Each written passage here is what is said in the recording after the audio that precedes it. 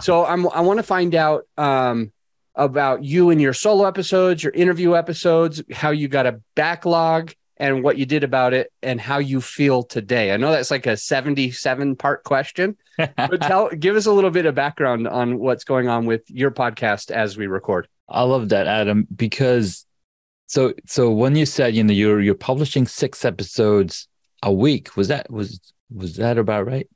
Yeah. Okay. 3 All right. solos and 3 interviews for. All right, that makes sense. Okay. What I did last year was every week I was recording 4 to 5 episodes, interview episodes.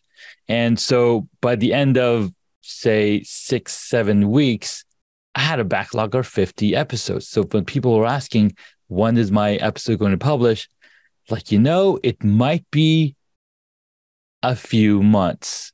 I didn't know exactly because I got to do all the calculation, figure out all the numbers out. So now I was like, it's going to take this long. And what I ended up doing is I created a spreadsheet and I said, okay, let's see, depending on all the episodes that I've recorded, where are they going to land? So then I can tell the person, hey, your episode is going to come out on this specific day. It sounded all well and good, but then I had to communicate that with my team member, Bina, who's an amazing podcast producer.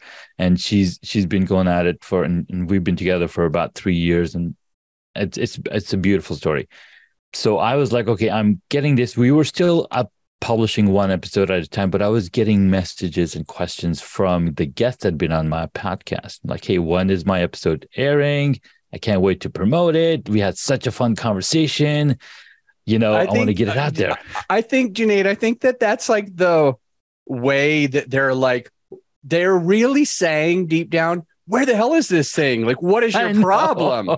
But what comes out is, ooh, I really want to promote this for you. I'm not saying there isn't anyone who genuinely just wants to do that, but they're usually what's really in the back of their head is what's going on with this episode. Mm-hmm. And so I was like, okay, let me catch up. And I didn't record for the past 6 months. Essentially, I would record once here and there, depending on who was coming out. I have a lot of requests waiting in my emails, like, hey, I have this person ready to be on your podcast, because guesting is a huge thing now.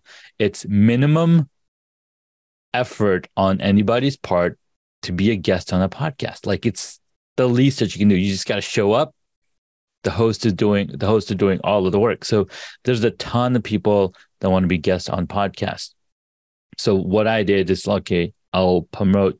I can publish 2 episodes a week, and I can still be in the safe zone where I'm now starting to record new episodes, and I'll still won't have a gap. Now, something that I don't know most people do or not, but I make sure that even though it looks like June is empty, right?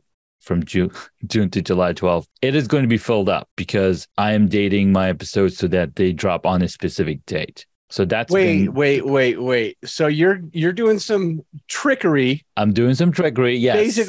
Basically later on, whenever it published, you backdate it. Yes, correct. Okay. I want you to go into that. Yes. I've said this to a lot of clients. They'll come and then they will say to me, Adam, we effed up. Like, we didn't post for a while. And they never think of that first. Right. They never consider what you've already been doing.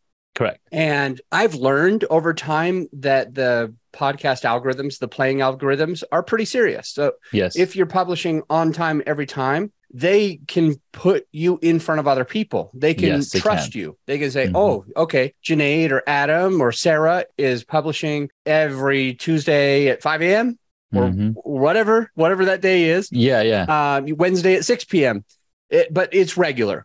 And they say that means that Junaid will come back. So they put it in front of more people. So it's easier to find you, even if people don't put in your name or your podcast name. Right. But if they're just kind of going to your topic.